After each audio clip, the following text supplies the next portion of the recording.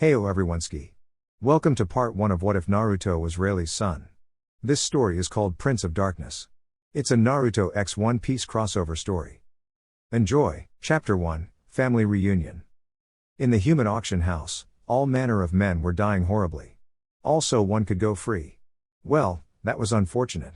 A man's gaze swept across the cells, amusement flickering across his features as he beheld the terrified expressions that awaited him there. It's a crying shame that they didn't put sea-stone cuffs on me. He offered a bemused shrug as the smoke cleared, exposing brilliant specks of sapphire amidst the gloom. Huh. He paused, his cheeks dimpling into an uncustomary frown. Maybe I forgot to tell them about that? You could have knocked them out with hockey, son. An thinly veiled voice of amusement echoed through the bars. Did you really have to kill them? The blonde half turned his face reappearing over his shoulder, exposing a whiskered cheek and disheveled bangs for the one who had spoken. It was the very same geezer whom he'd sat beside only a moment prior to the grisly execution of his ability.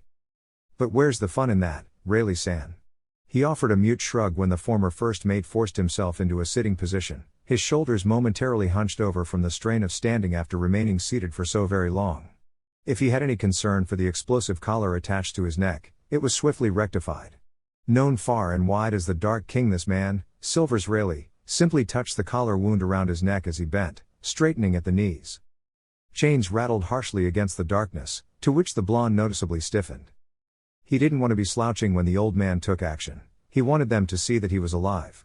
Alive and kicking, despite all they'd done to make certain that he was left otherwise. Whomever they were who could possibly have the gall to interrupt the auction, the sound of shouting and weapons fire was rapidly drawing near to where they and the giant awaited. Seconds later, 2 explosive collars detonated halfway across the room. Sugoi. The blonde whistled in appreciation. It looks like I went and got myself captured for nothing, Rayleigh-san. He faked a pout as the former first mate of Gold D. Rogers stepped through the bars of the cage, now bent inward by sheer strength alone. Likewise, the giant followed soon thereafter, his hulking form taking up most, if not all of the slim space the back room afforded. It's the thought that counts, Naruto-kun. Rayleigh exhaled lightly as he stepped over a corpse and tousled the boy's hair. You're still young. You've much to learn about the ways of this world before you can claim to know as much as this old man. Known simply as Naruto, the blonde stuck out his tongue, folded his arms and jerked himself aside at the man's touch. Mom says you've been gone for 6 years. He grumbled. So, I came to drag your ass back. Ha! Rayleigh laughed. 6 years? Has it really been that long? Wham! You know damn well how long it's been, you old fart. Naruto lowered a steaming fist away from his mentor. I can't believe you. You forgot all about your promise, didn't you, you damn Gigi? Forcing himself to exhale, he awaited the inevitable outburst that was sure to come. No parent enjoyed being tossed around by their offspring, and surely Silver's Rayleigh would be no exception? Wrong. Ha ha. Despite the growing lump on his head, Rayleigh wasn't fazed in the least. That's right, I promised you a ship, didn't I? Your mother must be worried sick about you, For a moment it looked as though a teary-eyed Naruto might punch Rayleigh again.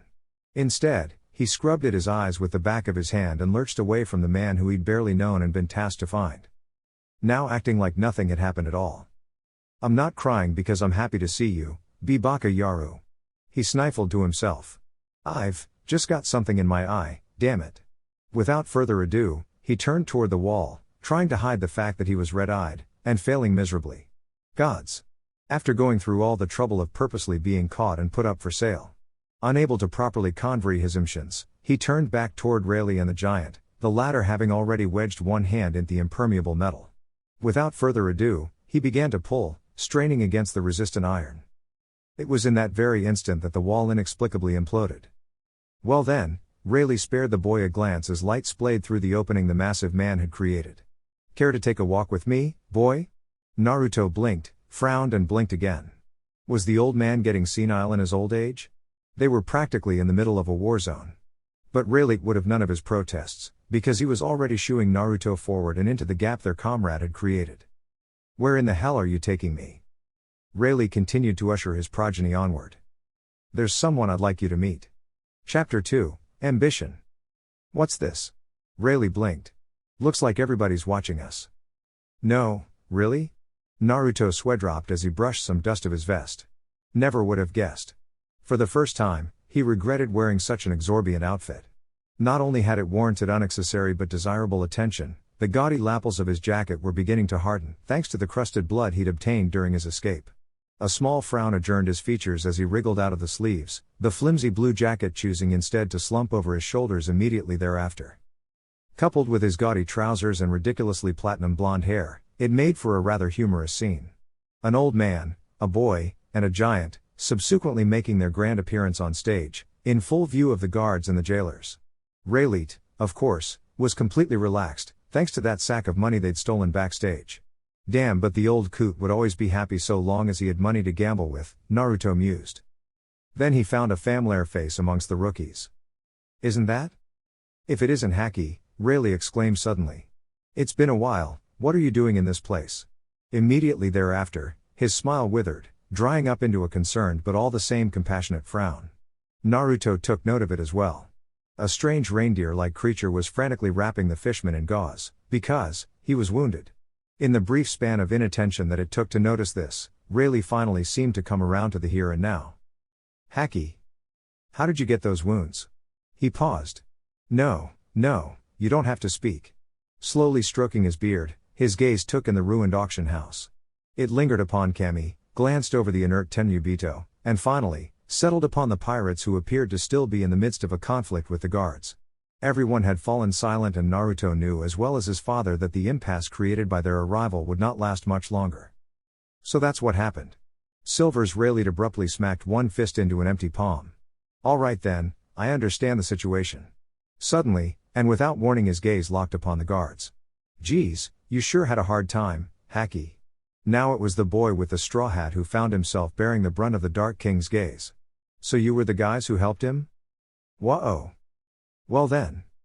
Naruto felt the willpower before any semblance of it manifested. Even then at point-blank range, he almost stumbled from the force of his father's own haki. Grimacing against the powerful surge, the room swam before his eyes for a moment, then he drove the haze from his vision. The guards and jailers were not nearly as strong-willed, neither did they have the necessary fortitude to stand up to such a massive burst of ambition. It emerged as a small ripple, spreading across the stands in an overflowing wave that engulfed everyone and everything that existed before Rayleigh's gaze. That straw hat certainly suits a fearless man such as yourself. Rayleigh grinned once again at the blue-vested boy with the hat of straw. We've been waiting to meet you for quite some time, Monkey D. Luffy. Naruto, however, wasn't listening. A heated flash of fury flickered through his mind as he recalled a painful image of the celestial dragons that had irrevocably savaged his youth in the years past. A low hiss escaped his lips. Damn Tenryubito. Naruto growled, his attention locking upon the inert form of Saint Shalia. Hey Pops, they're already out cold. It would be a mercy to kill them right now, you know? He asked, his thumb inching forward slightly to rest on the guard of his sword. With an almost unnoticed movement, he pushed the digit forward and unlocked his blade from its sheath with a practiced movement. Rayleigh frowned. Son. Actually, you can forget that. He announced brusquely. I've made up my mind. Abruptly, the tapered tip of the wakizashi stabbed outward. Precisely 1 second after that and the bubble of Saint Shalia's personal oxygen helmet burst wide open. I'm going to kill them. His words were soft, slow, deadly. All of them. Each and every one of the so-called descendants of those kings deserve to die, starting with. No. Naruto flinched as sharp cry pierced the silence. Don't. They repeated. Kami's head broke the surface of her tank and she breathed shallowly, the feeling of raw terror giving way to an unsettling numbness. Voices drifted in her ear, causing her to twitch and try to focus on what was happening to her. The voices sounded calm and so very pleasant. Somehow, she found herself breathless, the word hitching in her throat as she beheld the one who gawped at her. Don't kill anyone, mister, she whispered softly. Please, not for my sake. You? Naruto guffawed at the mermaid. He vaguely recalled her, the mermaid who had been brought in and subsequently purchased by St. Charlos. Well, given that her owner-to-be was currently placed in a coma, did she really have any reason to speak on their behalf? Just the thought of it made him want to stab someone, preferentially the celestial dragons, but for now, the sheer shock of her words restrained him. See Kami, Popug stammered, absolutely terrified by the scene unfolding before them. For a split second, it seemed that Naruto just might follow through with his threat. It stretched on for what felt like forever, as he blade neared the pale and pristine throat of Saint Shalia. Muscles bulged and swelled in his neck, tightening the cords of his arms as he struggled to restrain himself from further action. Mister? For some reason, Naruto found this to be incredibly funny. He was far too young to be called an old man. He was only 18 for Christ's sakes. Well, there was another way to resolve this situation without bloodshed, after all. Still chuckling, he jammed the wakizashi back into its sheath. Fine. He'd let those pompous fools live. However, the flames of defiance still roared high in his eyes as he turned toward Kimya. Fine. He all but spit. However, it's not Mr. I have a name, you know. Freeing her was the least he could do, or so he told himself as he approached. Oh, I never gave you my name, did I? He paused, then laughed aloud. It's Naruto. He extended his hand to her. Uzumaki d Naruto. Pleased to meet you. Slowly, warily, she took his hand and allowed it to be held. The silence seemed to stretch on into eternity, the human peering deeply, intently into the eyes of the mermaid. She flushed for a moment, then turned her gaze away when he smiled, because he just touched a finger to the device. See Cammy. The mermaid replied meekly, her eyes flying wide seconds later as she remembered the consequences of having the collar removed. Wait, what are you? Too late, he laid hands upon it. Exclamation mark. Let's get this collar off you. With a vicious twist of his wrist and ankle, the incessant chiming of the countdown went eerily silent. And with good reason, she realized. Now that the man had removed his glove, now that he had physically laid a hand upon the instrument of her demise, she had gained her freedom. In his hand, the explosive collar had been reduced to a pile of molten slag within a clenched fist. Be at ease, he reassured in the wake of her terrified expression. I've eaten the Goka no Mi, model Kagatsuchi. Nani? The silence was deafening. I'm a Hellfire man. Naruto explained further with a snap of his fingers. Looky here. Ignited within his palm was a small globule of solidified flame, the very reason that the collar had melted in the first place. Even as she gawped at it, the light vanished, leaving her cloaked savior to smile pleasantly back at her. Cammy blinked, staring at Naruto's hand as if it were the strangest thing in the world. Sugoi. Naruto heard someone shout. It sounded a great deal like Monkey D. Luffy, only for that someone to be humorously struck across the head. Shut up, Luffy.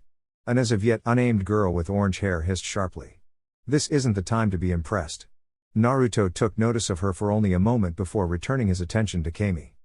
Ahaha, you're supposed to shake. Naruto amended, peering at her for the first time. If you want to, that is. I'm sorry if I frightened you. She was fair-haired, large-eyed, and with a delicate point to her chin. Not full-figured but certainly not petite either. As far as most women went, she was beautiful, but then again, Naruto's definition of beauty still had a ways to go, all things considered. Regardless of the fact, he found his mouth working on the words that defied him, remaining rooted in his mouth. He forced the smile back into place and awaited her eventual reply so he could return home. And hopefully banish the vision of this gorgeous beauty from his head. Arigato. Sheath and all the wakizashi fell from his hand, clattering uselessly to the floor with an audible plop as she frantically seized him in a furious embrace. It skittered across the stone and gravel and dirt, out of reach. Abashed, he felt arms fling themselves around his neck, and then there was only the crunch of broken debris beneath his feet as he struggled, both to keep himself from falling, and her from sloshing out of the tank, lest she herself fall out and become traumatized further. He couldn't make himself move, couldn't think, he simply felt. The smooth skin of her cheek brushed against his scruffy, whiskered one. Her hair filled his nostrils with the clean scent of delight and disbelief. She hugged him fiercely, the notes of strong hard arms joining with supple firm stomach and back joining with the pure feminine softness of her chest pressed against his, making a chord of perfect acceptance. Thank you, she whispered. Thank you so much. After a while he realized that she was shaking inside his oversized cloak, and she failed to stifle a sob. He frowned over her shoulder, trying to decide if it was kinder to leave her to her thoughts for a time, distract her with meaningless conversation, or draw her out and let her tell her story. Just 5 minutes ago, he hadn't known she even existed. Now he found himself in the awkward position of comforting a beautiful mermaid, and quite frankly, such a task was terrifying. Naruto fumed at himself and everyone in the room. She'd seen more murder and cruelty in a few hours than most people do in a lifetime. And he'd certainly contributed to it with his furious skirmish on the stand. All she knew of him was that he'd stolen her out of a slaver camp, savagely cutting down anyone in his path. Regardless of the reasons he gave for his actions, she had to wonder whether his motives were truly honorable or not. And he was covered in blood, for Christ's sakes. Oh, she whined, burying her face into his chest as she finally fell apart, her eyes bursting with hot tears. I know I'm safe now, but still, I just can't stop crying. Not knowing what else to do, he squeezed her and said, "It's over now, Kami-san." She nodded but did not answer. She held him tighter. Such strength. He felt a rib begin to crack under the strain of her renewed vice, the likes of which was almost enough to drive the oxygen from his lungs and leave him altogether breathless. She fisted her hands into the lapels of his jacket, her tears doing more damage than any violence she could possibly commit. Abashed by her actions and the butterflies boiling in his stomach, Naruto resigned himself to patience. He would wait as long as it was necessary. "You're safe," he supplied weakly, doing his best to untangle himself from the stifling vixen and failing miserably. "Remember that." Incredibly, he found that he'd laid hands on her shoulders when had he done that exactly, and he forced himself to smile. He didn't want to smile, he'd much rather be butchering the 3 celestial dragons that had dared to make her cry in the first place, but smile he did, and his smile remained a beacon of compassion in the middle of such abject malice. Kami blushed. Naruto-chin. "Well, as touching as this scene is, shouldn't we be getting the hell out of here?"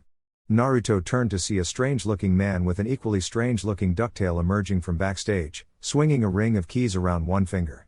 Another one of the Straw Hats, perhaps? And why the hell didn't he have any pants? Dismissing that matter for the moment, he forced himself to straighten, bending at the knees. "Well, you're right about that." Rayleigh nodded. "I'm afraid I won't be doing that again, so you'll have to create an opening when we get outside." Naruto grimaced, because it meant that, once again, it was being left to him to find a way out of a situation that involved mass notoriety. Great. Lovely. Why couldn't Rayleigh ever let things lie and just settle himself down like any normal parent? "And who the hell are you guys?" the strange-looking man demanded loudly. "What in the hell is going on here?" "I suppose you could call me an ally," Naruto answered stiffly, exchanging a terse glance with Rayleigh. "For the moment. That being said, we need to leave." Naruto forced himself to tear his gaze away from the blushing maiden for a moment, suddenly aware that the auction house was utterly deserted, save for the pirates and the slaves, the latter having been spared the burst of haki and as a result, reattained their consciousness. "Kami-san, can you walk?" He let the question die on his lips when the obvious occurred to him. Well, of course she couldn't walk. She was a mermaid. Mentally smacking himself for such an obscure idea, the blonde sheepishly scrubbed at the back of his head in apology. Rayleigh only grinned, of course, amused by T. I can't walk," she confessed, her glance shying nervously to her tail. "Sorry. Then I'll carry you," Naruto answered swiftly, elbowing his way past Rayleigh and Frankie. "Up we go." "Eep." Kami squeaked, even weaker as he reluctantly scooped her up. She slumped against him, flushing as he placed a hand behind her tail in an effort to steady himself. Kami, she was light. Hoisting her up against his back, Naruto locked both arms beneath her waist, momentarily causing her to flush and convulse, stiffening beneath the vice that held her fast. "Ah. Hold tight," he murmured to her, grimacing when Kami quietly complied. He pushed himself upright, bending and straightening at the knees. A great and terrible clamoring could already be heard outside as they made all due haste. Strangely enough, he could feel the blonde's eyes on him burning like a branded iron in the back of his head. What on earth was his problem, anyway? Silently, he resolved to do all he could for his erstwhile passenger, but before that, there was the matter of escape. A Marine admiral could arrive at any given moment, and he had absolutely no desire to be present at the time of his arrival. He began to ascend the steps, ignoring Rayleigh when the old man paused to speak with Luffy, because why should he care about some upstart rookie when a woman's safety was at stake? Precisely. He recognized a few faces amongst them, though, through their wanted posters only. That orange-haired woman was none other than the cat burglar Nami. That green-haired Marmo man with 3 swords had to be pirate hunter Zoro. Yikes, what a scary-looking guy. The rest were rather easy to recognize as well. Cotton Candy Chopper, who was apparently the doctor of the crew, someone called Usopp, who, Naruto suspected to be this Sogeking, and that muscle-bound man must have been Cyborg Frankie. It was only when he came to the last 2 members of the group that Naruto was given pause. What the hell? A skeleton? There wasn't a wanted poster for this one. Maybe it was some manner of decoration or sorts? Yes, that had to be the case. There couldn't possibly be such a thing as a living, breathing, couldn't, possibly, be, Hello there. Brook chose that very moment to tip his hat. "Pleased to meet you." "Gah." Naruto yelped aloud. "GGH ghost." "Ah." Brook wailed. "A ghost? Where?" Where is it? It's you. Naruto shouted. Ah, Brook cried. So I'm the ghost? Yokata. You nearly scared me to death. Although, I'm already dead. Yo ho ho ho. Naruto didn't know whether to laugh or cry at that one. He absolutely hated ghosts, but did a living skeleton qualify as one? Ghosts weren't supposed to be this funny. How could a skeleton move, talk, and have an afro that large? Just what the hell are these guys? Naruto mumbled to himself as he stepped around the cackling skeleton. First a talking reindeer, a Speedo-wearing cyborg, and now a dead bunch of bones just strutting around the halls? Just what in the hell was this crew? That was Brook Chin. Kami beamed. Brook Chin's is Luffy Chin's musician. Musician? Naruto blinked, aghast. He just Bones. Hi. Brook laughed. Indeed. I am Dead Bones Brook, after all. Yo ho ho ho. Urusei. Naruto retorted, shifting so that he might better secure his grip on Kami. I wasn't talking to you. Oi, punk. Now his attention was drawn to one black-legged Sani, who looked nothing at all like his wanted poster. You'd better not drop Kami Schwan or it'll be your head. Punk? No matter how much he might want to, Naruto just couldn't let that comment slide. By the time the aforementioned insult reached his ears, he'd already slowed. Now, he frowned at the infamous cook, careful to keep Kami on his back and his hands beneath her. You're Sanji, right? Sparks sprayed between their eyes as they stared one another down. You wanna go, asshole? Naruto snarled. Sanji-chin, Kami began, only to have herself cut off by said cook. There's no need to. Sure thing. Just put Kami Schwan down first, bastard. Sanji took a puff of his cigar, deliberately exhaling smoke into the blonde's face. Then I'll kick your ass with one foot tied behind my back. He would have said more, but he realized too late that he was talking to empty air. Naruto had already moved on, and was, much to the cook's dismay, conversing with Nico Robin. Is he always like this? Naruto asked without even glancing at Sanji. Threatening of a complete and total stranger, I mean. Somewhere in the background, Frankie had just tossed the slaves the keys to their shackles, and they were currently in the process of unshackling themselves. Rayleigh seemed to have finished his conversation with Luffy as well. He was shouldering Hakken by the time Naruto thought to spare the old man a precursory glance. Gua. Sanji face-faulted. Robin Schwan. How could you betray me like this? Cook-san has his moments, she admitted, sparing a glance for Rayleigh at that very moment. You on the other hand, seem to be quite the competitor in this game. For a moment Naruto flushed under the weight of her words, his cheeks flaring scarlet as Kami wondered what it was that Robin seemed to be suggesting. Well, whatever it was, it left Naruto-chin sputtering and stammering, so it must have been something important, she mused. CCMN, I'm just a shipcoder. I mean, I'm not even a pirate. So that's Rayleigh's kid, huh? Trafalgar Law hadn't moved from where he sat since the brawl with the Tenryubito began.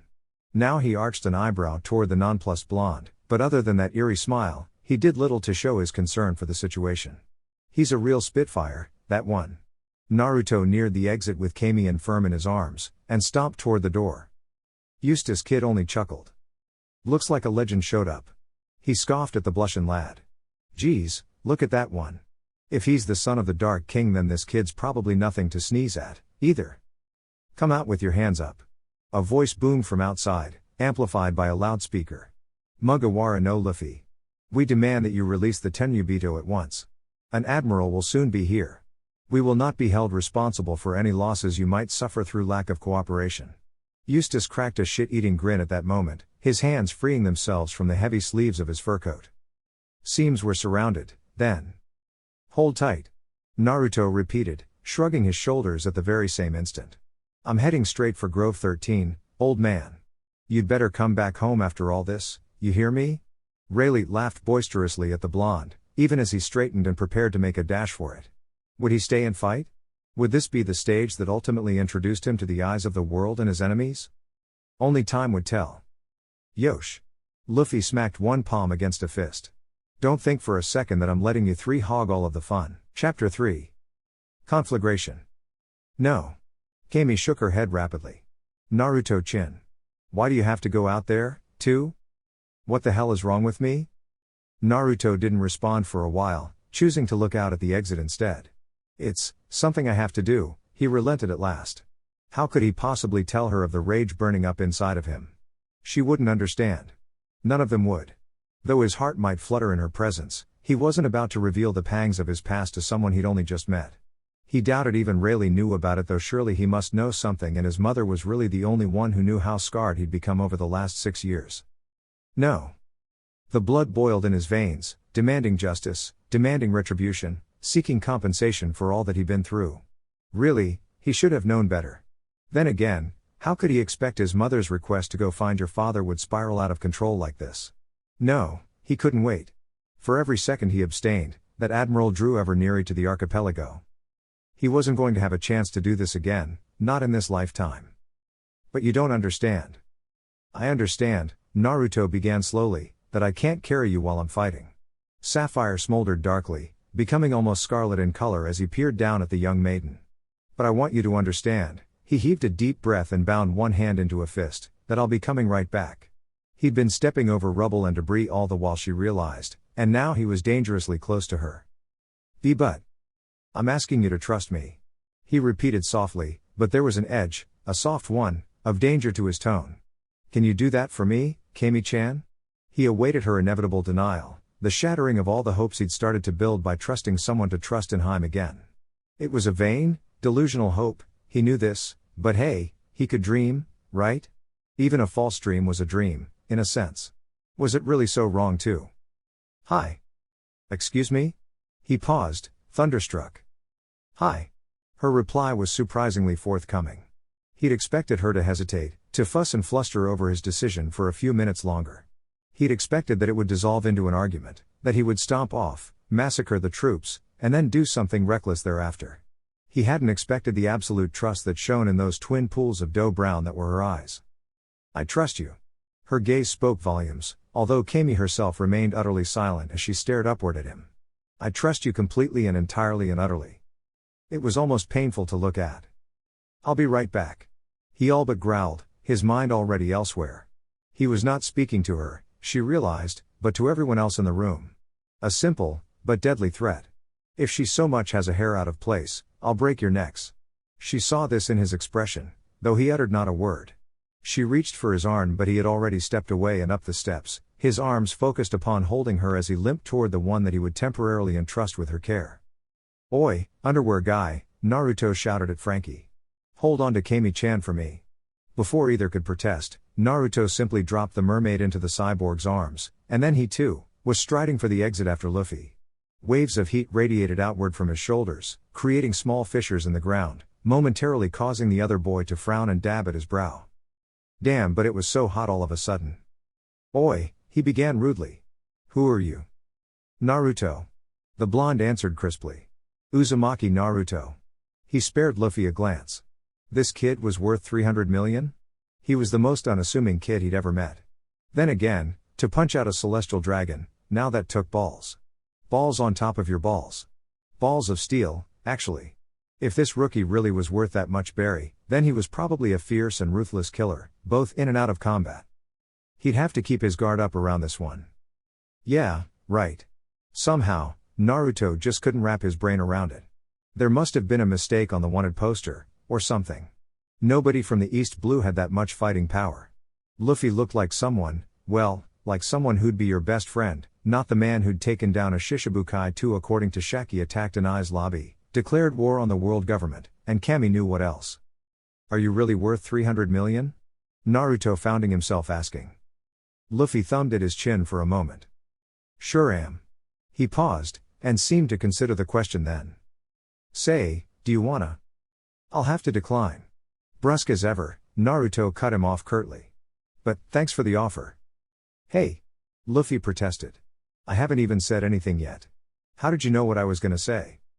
Naruto ignored the inquiry. Instead, he flung back his hood, exposing his face to the sunlight and the world once more. Resolutely, he stalked after Eustace and Trafalgar, making no excuse toward his obvious haste. Luffy scowled for a moment before he too hastened toward the exit. How rude. How did that guy know what he was going to say, anyway? Was he telepathic or something?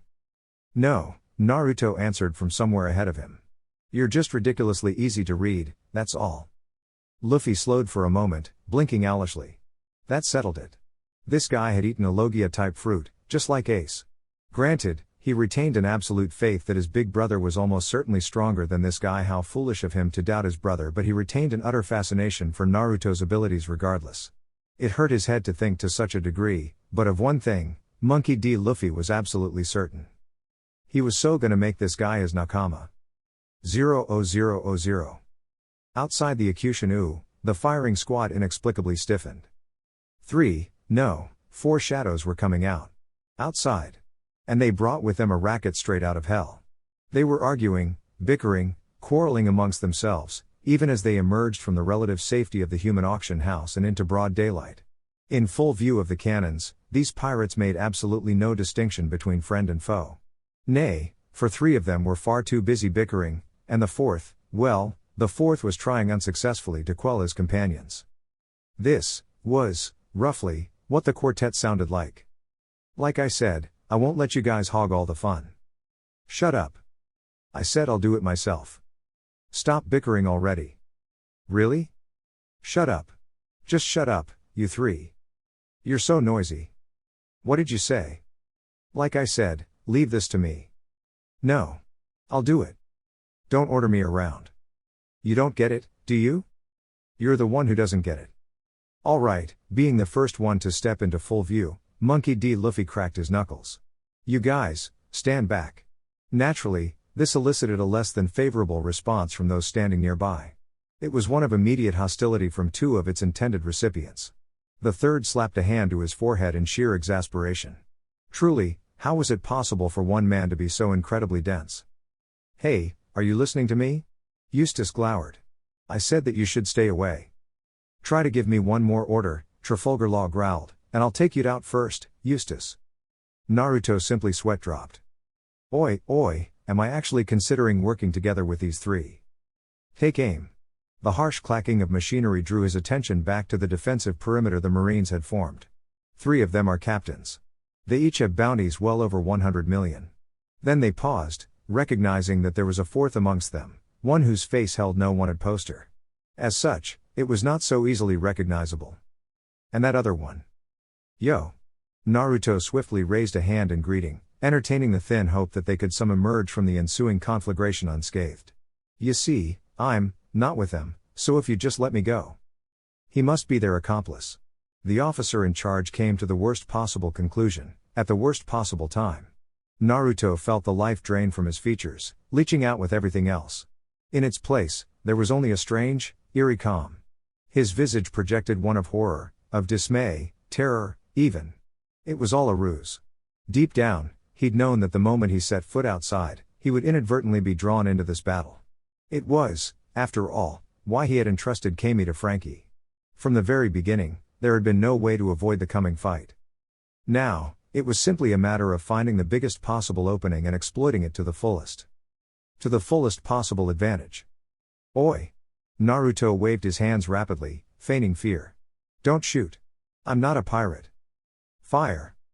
Gah! He yelped, eyes widening in pseudo-terror as the bullets hurtled toward them. Don't shoot. I'll die.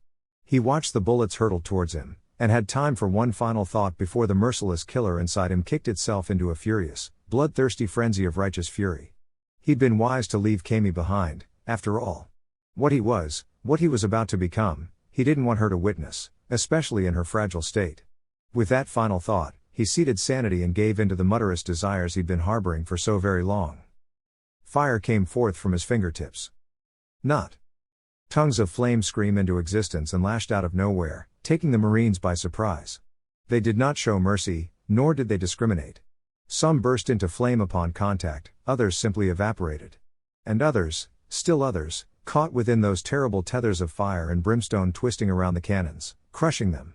Unable to eject their payload, several of the mortars detonated almost immediately, killing dozens upon dozens on the spot. It wasn't enough. Shoot! The Marine captain bellowed, not even pausing to display the smallest iota of respect for his fallen men. Shoot him before he takes out the rest of our cannons. The ground ruptured beneath his feet in that instant, and vomited tongues of blue and white flame. Scalding to the touch, they curled around his throat, searing themselves deep into his flesh with the mind-numbing intensity of the abyss. And the cannons, what remained of them, deployed their payload. Oh, sh.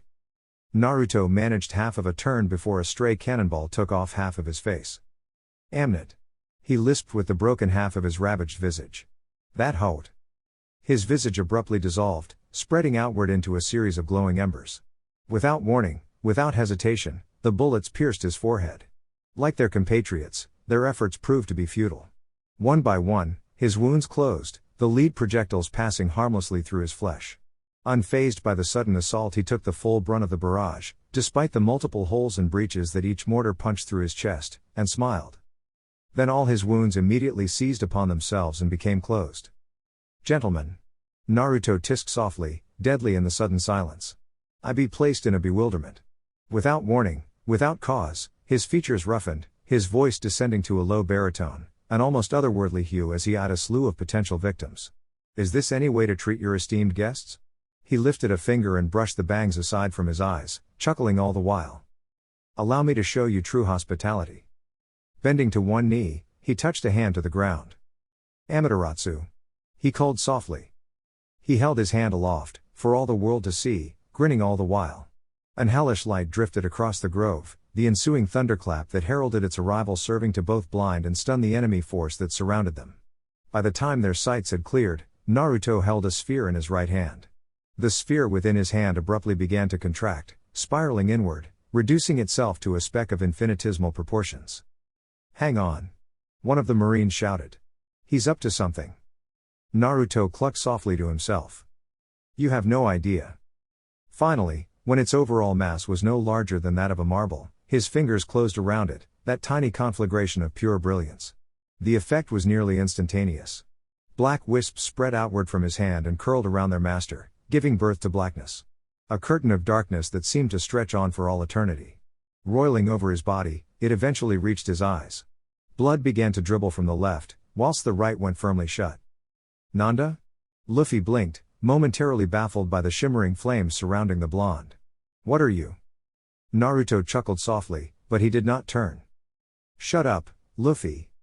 He turned his gaze toward the Marines and snapped his fingers. "Now, ignite." For a moment, nothing happened. Then a howl ripped through the first grove. All eyes turned toward the sound. Stop it."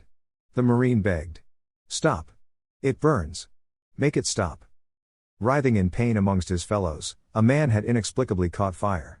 He screamed, threw himself upon the ground, stopped, dropped, and rolled, but to no avail. Unlike the conventional flames of natural origin, these flames were not so easily extinguished. Black cords of hellish flame wound there around his neck, chest, eventually reaching his face, inadvertently spreading and consuming the rest of his body. "Stop, please," he rasped, his voice reduced to little more than a whisper. "Please, stop it, I have a family." A vein pulsed in his neck and Naruto's vicious vice grew tighter still. "You should have thought about that before you endorsed slavery." Before anyone else could react, Naruto cut him off with a snap of the fingers and fired again. The flames enveloped the rest of his head and the entirety of his upper body. To all who watched, it seemed that this time it was working even faster, as if the first blast had been a practice shot to get the juices flowing. "Now, burn for your crimes." The man wasn't able to do so much as scream because his vocal cords were gone. Seconds later his torso fell in on itself as his arms tumbled to either side. The blaze had already worked its way into them, and when they struck the ground, they collapsed into piles of dust. The remaining part of the Marine's body that had been upright now fell over onto the spreading pool of ruin that was already on the floor.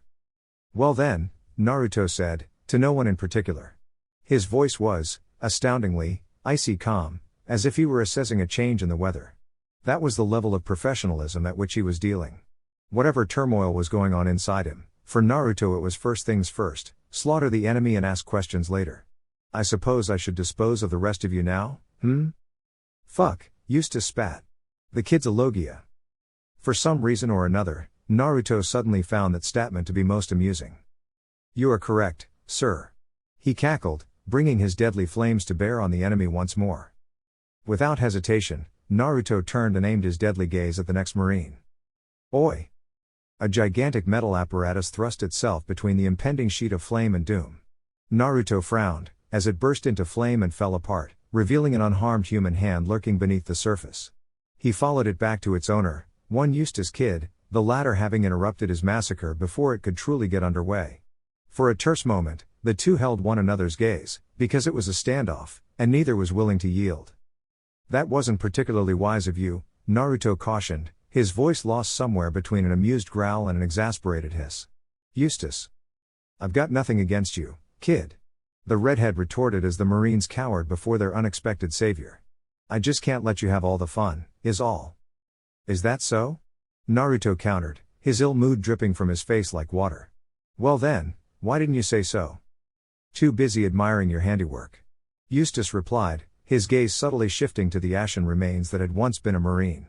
He paused, seemed to consider his words for a moment, then shrugged, as if to say screw it, and in that instant, Naruto once again knew what was about to be asked of him.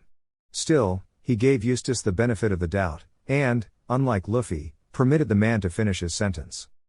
"What do you say, Gaki?" Eustace offered. "After we wipe out these Marines, you want to join up with me and my crew?" Naruto's expression crumpled. "Are you kidding me?" "Hey," Luffy snapped back, abruptly pushing himself between them. "No fair. I asked him first. And I asked him second." Eustace spun on the rubber man, retaliating with his usual sarcastic mannerisms. "You want to make something of it, Monkey D. Luffy?" For a terse moment it looked as if the two might have it out, were it not for Trafalgar Law's subtle clearing of the throat. All eyes fell upon the 200 million man, who had kept his silence throughout the battle thus far. "I hate to interrupt, but I think we all have an appointment to keep." He murmured this aloud. "I don't know about the three of you, but I have no intention of sticking around waiting for that admiral to show." At that, everyone finally seemed to remember that there was no time to waste. A Navy admiral was indeed on the way, and they hadn't the time to waste bickering. "You're the second one to make me that offer today," Naruto finally answered, refusing to so much as even look at Luffy. "Look, I hate the Marines for the way they vindicated my old man, but I'm afraid that my place is here, on this island." He offered a helpless shrug and shook in his head in emphasis. "Once we've finished up here, we'll be parting ways, I'm afraid." "Hey!" Luffy stuck out his tongue. "Told you. I never said I was going with you, either," Naruto protested. "Too bad." Eustace shrugged half-heartedly. "I'd hate to see a talent like yours go to waste." He fished around in the pocket of his pants and emerged with a slim slip of paper, one that he immediately offered to Naruto. "Here's the number for my Den Den Mushi. Let me know if you change your mind. We'll be waiting in Grove 15. "I won't be," came Naruto's clipped reply, although he did not refuse the slip of paper that was offered to him thereafter. "Now, I believe we were." "Right," Eustace interrupted. "Almost forgot about them." With a contemptuous gesture, Eustace swatted at the Marine vanguard. A stray mortar fired at that very instant, hurtling a sphere of metallic death directly toward his face. Kid simply extended a hand, fingers splayed, arms wide open, as though he were greeting an old friend. The cannonball stopped cold, its trajectory halted, left dangling scarcely a centimeter from his open palm. Eustace scoffed and flexed his hand, purplish sparks spraying outward from his fingers as a result. "Repel." For a moment, the cannonball hung there, suspended in the air. Then it jolted backward, back from whence it came. The result was magnificent. Not only did it create a virtual wall of explosions between the Marines and themselves, but it had the added benefit of belching forth a cloud of thick, acrid smoke. That smoke being the fact which also gave Luffy and Trafalgar Law enough time to form a counterattack of their own. For, by the time the smoke had cleared, Naruto saw a sight that he swore he would never forget. Somehow, Monkey D. Luffy's right arm had swelled, growing to gigantic proportions. Rather, it was the arm of a giant. Normal only at the shoulder, it swelled outward toward the elbow, towering over them both. Simply by blowing into his thumb, he increased the size of his fist tenfold, until its shadow loomed over most of the clearing. How in the hell had he done that? "Gear third," Luffy announced proudly, much to the dismay of the now cowering Marines. "This arm is the arm of a giant." Likewise, Trafalgar Law had produced a countermeasure all his own. Several yards to the right, he, and several other Marines, stood beneath the space of what could only be described as a large blue dome. Even as Naruto looked on, Law took out his sword and swung downward. He blinked, and it was over. One moment the Marines were standing there, confused and perplexed, and the next, they had been ruthlessly reduced into mere shambles of their former selves. "Shoot them!" the Major screamed. "Shoot them now!" "Yes, sir, we can't." "And why is that?" the Major all but shrieked. "Oh, our weapons." Even as the Marine spoke, his own rifle hurtled upward into the heavens. They're flying away. What? For a moment, just a moment, Uzumaki Naruto felt a twinge of fear. Swords, guns, bullets, even the mortar cannons themselves, were being hoisted upward. Each of them left the earth of their own accord, heedless of the laws of gravity. One by one, they joined to form a massive appendage, attached to the arm of Eustace Kid. His own katana struggled to free itself from its sheath as well, as if it too, were being pulled by a strong magnetic force. That was it. A magnet. Naruto realized it as he gawped up at the massive limb that was being formed alongside Luffy's. Eustace's powers revolved around magnetism. The knowledge did him little good, however, as he watched countless swords, spears, cannons, and other useless junk drift outside from within the auction house. One by one they came together. One after another, they became one, locking and interlocking in ways that should not have been possible. One by one, they took the shape of hulking monstrosity that could only be described as massive arm, of sorts. Was that a hand they were forming? No, it was making a fist. Oh, shit. Forming a massive fist fused of cobalt and iron and steel. It was a stupendous sight, truly. Coupled with Luffy's immense limb, it looked as though a massive monstrosity were reaching down to pluck them all from the face of the earth and scour Sabaody Archipelago clean. That was only a metaphor, really, but as he beheld this marvelous marvel, he could not help but feel sorry for the Marines that turned tail and ran from the path of their impending destruction. And he, Uzumaki D. Naruto, had the misfortune of standing before it. It was time to find higher ground, or better yet, lower. Gigant pistol, Luffy bellowed, thrusting his arm forward. Eat this. Kid's attack was immediately forthcoming as well, the giant hunk steel and its fingers curling to form a massive metal battering ram that plowed into the dirt within mere seconds of Luffy's own technique. The Marines didn't bother to shoot at the impending wall of flesh and metal bearing down on them. They weren't so foolish as to think that they could succeed. Despite the insults and instructions the Major hurled at them, they all turned tail and ran. It was too little, too late. Like a giant bulldozer, Eustace and Luffy simply plowed through the Marine vanguard. There were no weapons to impede them. Nothing short of a nuclear missile could possibly hope to accomplish such a task, and as such, they swept through the ranks of the soldiers unhindered. Even so, Naruto had just enough time to throw himself clear from the massive attack, and nearly found himself blown from his feet as a result of the near miss. Grit and gravel sprayed upward from the blast, momentarily blinding them. When it had finally cleared, they were no longer alone. In fact, much to Naruto's relief, he found it to be a welcome sight. Luffy's crew was already descending the steps, marveling at the amount of destruction that the quartet had wrought. In his peripheral vision he noticed Rayleigh, still carrying Haki, followed by the others members of Trafalgar and Kid's crews, but to him, they were irrelevant. He only had eyes for one woman. Ah ha ha ha, Rayleigh laughed as his son strode past. That was quite impressive. Naruto didn't know whether this comment was directed at him or the others, though he had strong suspicion that it was the former, and quite frankly he didn't much care. Thusly, he did not alter his course in the slightest. There would be plenty of time for a family reunion later, when they were safely away from here. For now, strange though it might seem, his sole concern was Kami's safety. Sorry to keep you waiting, Kami-chan. Naruto already knew where to find her, and as such, he made a direct beeline for the Frankie, who was still carrying the mermaid. I think it's high time we left, don't you? He sincerely hoped she hadn't seen any of his repulsive actions. His bloodlust was sated now, but the innocuous look in her eyes assured him he had precious little to worry for, where her safety was concerned. Hi, she stammered, flushing when he turned his gaze on her. It was only then that Naruto realized how god-awful he must look. Covered in soot and blood, none of it his own from the battle, he surely looked as though he'd been through hell and back. Rather ironic, considering the basis for his own devil fruit powers.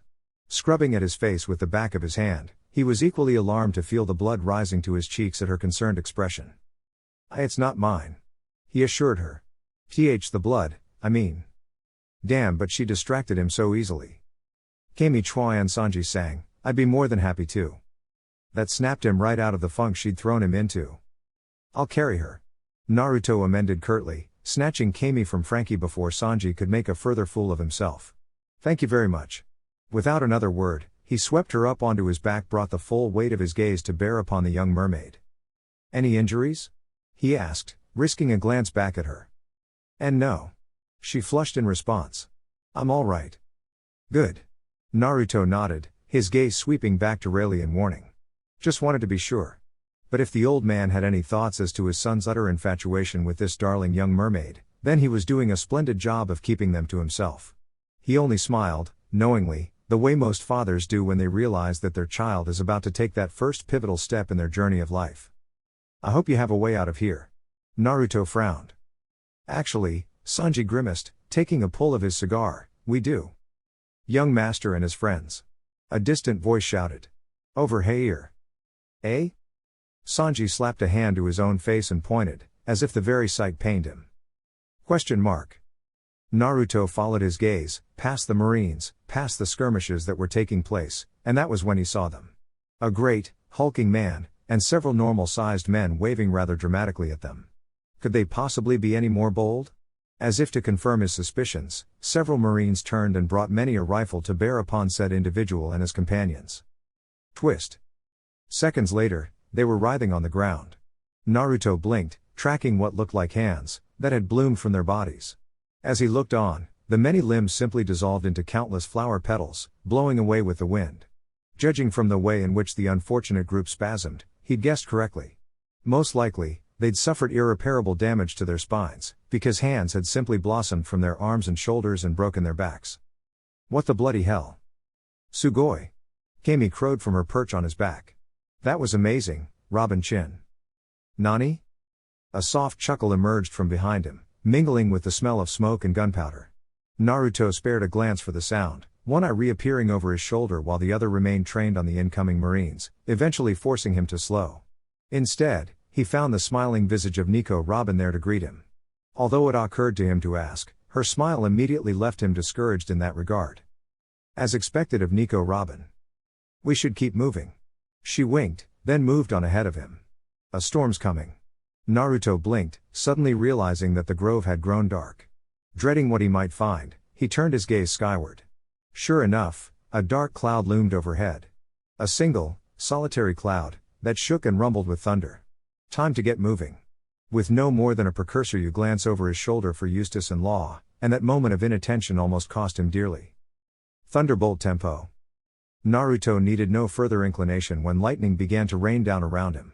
It was either stay here, or follow the Straw Hats, who seemed to have an escape route. In one swift movement, careful to keep Kami balance on his back, he started moving. He caught sight of the Nami, hurtling some yellow orb of sorts into the cloud because this technique didn't seem to discriminate between friend and foe. Crazy. This pirate crew is a bunch of crazies. He took off running for the flying fish, heedless of the fate his father had in store for him. For little did he know, that as he ran frantically toward safety, Kami in tow, that his father was watching all the while. Even as Naruto scrambled for the safe harbor that Duval and his Rosy Life riders offered, Rayleigh had already settled himself and Haki upon one of the mounts, patiently awaiting his offspring's imminent arrival. He tapped Luffy on the shoulder. When all this is said and done, I have a favor to ask of you. Eh? Luffy blinked. What's up, Asen? Rayleigh pointed for Naruto. I want you to take my son with you on your adventure. Chapter 4. Confrontation and Departure. What? Luffy gawped. On the Pirate King's ship? I was the vice captain. Rayleigh amended, pouring himself a glass of liquor. I'm Silver's Rayleigh. Nice to meet you. Vice captain? Everyone gawped. Rayleigh blinked. You didn't tell them, Hachan? Shaki asked. Well, we only needed him to coat the ship, so. Oh, Robin began. You didn't notice? I totally know that name, Usopp sobbed. It's written down in so many books. Nami added. That's definitely a name everyone's heard at least once. Sanji affirmed. But how does he, Zoro's gaze slid to Naruto, know a big shot like you? How else? Rayleigh laughed. He's my son. You're, what? Do you really think we'd be so rude to our own flesh and blood? Shaki inquired pleasantly, her smiling growing as she beheld the gobsmacked expression everyone wore. A moment passed, and then another, and still, the silence stretched between the three of them. Oh? She asked. Naruto-kun, didn't you tell them? Immediately, all eyes turned toward the bashful blonde, crying. E? Naruto felt his cheeks darken with shame. I'd hoped to keep it a secret. He muttered. Well, Rayleigh shrugged. I suppose that doesn't matter now, does it? Naruto glowered at him. You had this planned all along, didn't you? Rayleigh did not honor him with a response. Instead, it was Shaki who ultimately gratified her son with a reply. She turned towards Naruto, the last wisps of her cigarette fleeing from her lips as she spoke, the fumes, the words, causing him to cringe. "Naruto, darling, you can't possibly hope to stay here forever." "Of course I can," he shouted. "I'm not a pirate. I'm never going to be a pirate." "But I don't want to hear it." Naruto stood woodenly, not taking enough care. So great was his haste, so great was his desire to be gone from here, that he knocked down the stool he'd been sitting upon, leaving it to shatter in a cloud of smoke and dust and broken timber. He nearly tumbled over the remnants in his haste, and, when Robin kind soul that she was reached out to steady him, Naruto cringed from her as though she were afire. "Are you all right?" she asked gently. "I'm not," he bellowed, slamming the door shut behind him. Shaki finished cleaning a glass, then set it down. "You'll have to forgive him," she said. "He's had a hard life." Whatever else they'd said, Naruto paid no heed to. He stormed down the path, leaving his parents, the Straw Hats, and Kami, far behind. Little did he know that his sudden departure was not as sudden, nor as final, as he'd hoped it to be. He swore to himself that he wouldn't return, not until the Straw Hats were off Shibandi. Perhaps then would be the right time to address this issue. Until then, he had no intention of returning, let alone joining some half-assed pirate crew. "Never," he muttered to himself. "I'm not a pirate, I'm not a pirate." This proved to be something to reflect upon when he did return, several hours after the fact. Hours later, the news hit him like a sledgehammer. Stars' whole planets exploded before his eyes as he received the news that an admiral had, in fact, come to Shibandi. Ironically, his first concern was for that of the Straw Hats, that ridiculous band of vagabonds whom he'd refused to join only hours before. Fools! Did they really think that they stood a change against an admiral, let alone, if his mother's instincts proved to be right as they often were, a slew of pacifista? "They what?" Naruto bellowed at the top of his lungs. "You're kidding, right? You've got to be kidding. Where's Rayleigh?" Shaki's silence spoke volumes. "Ugh!" Naruto swore, flinging down his cap. "He went after them, didn't he? He's probably fighting the admiral right now, isn't he?"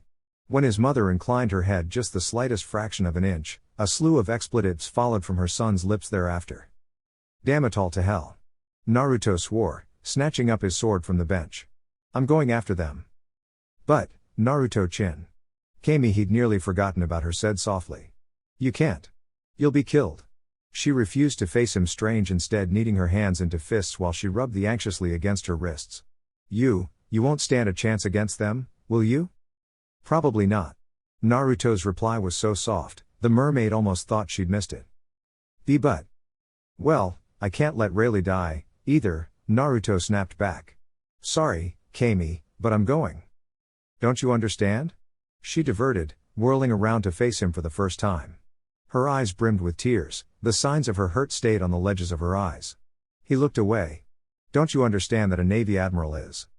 "Of course I understand." She froze.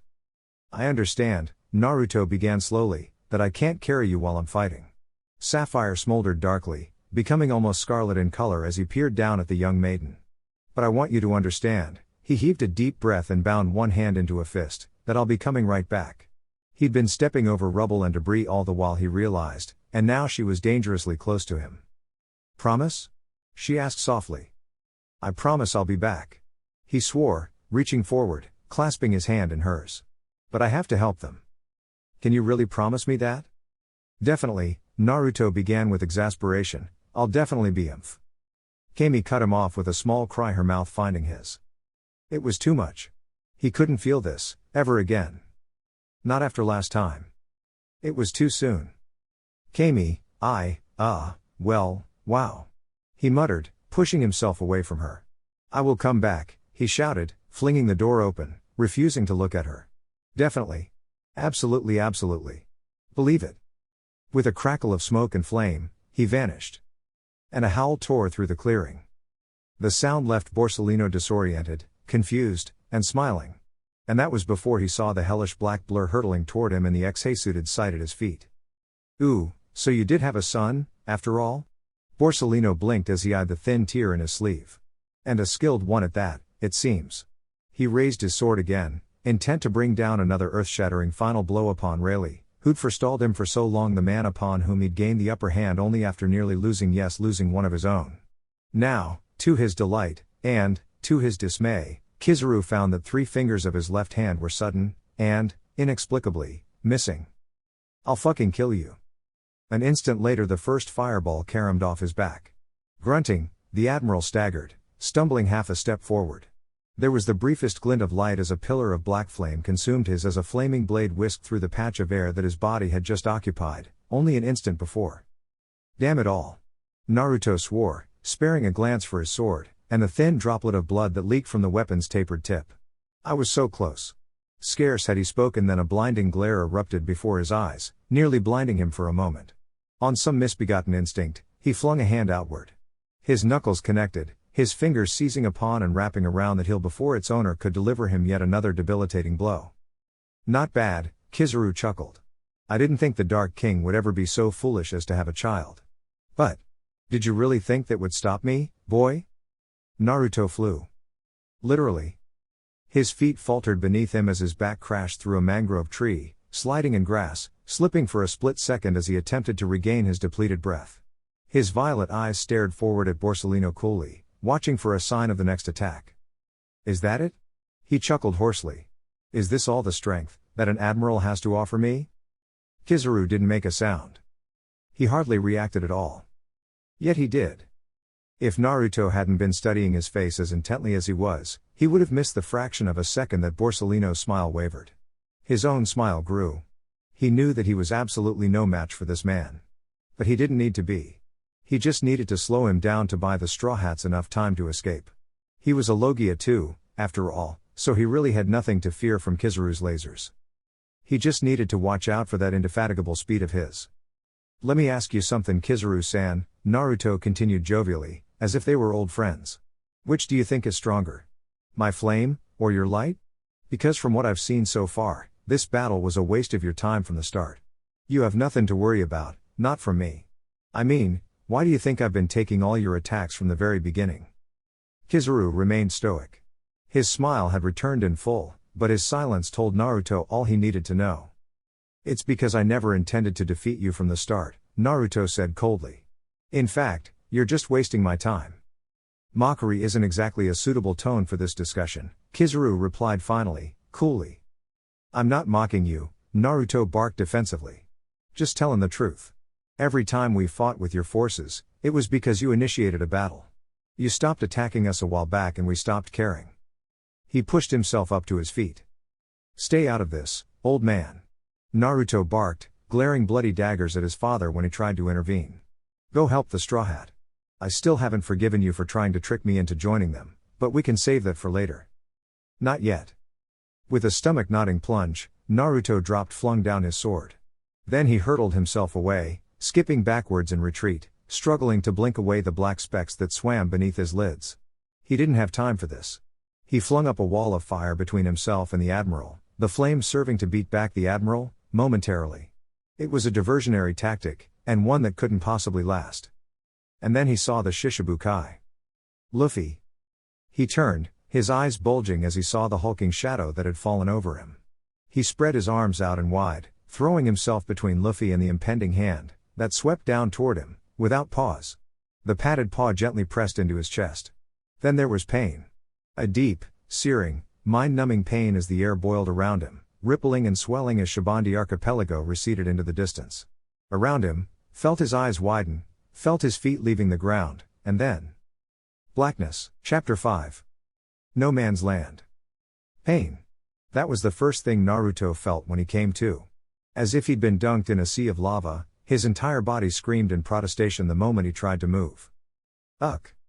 Groaning, he propped himself up on his elbows, wincing at the stabbing pains in his chest and midsection. Did anyone get the number of that mountain? He would have laughed at his own joke, but the fire in his ribs held him in check. His jacket had been all but eviscerated during the battle with Kizaru, leaving tattered strings of fabric hanging from his shoulders. Naruto cast it off, without so much as a second thought, leaving his chest bare.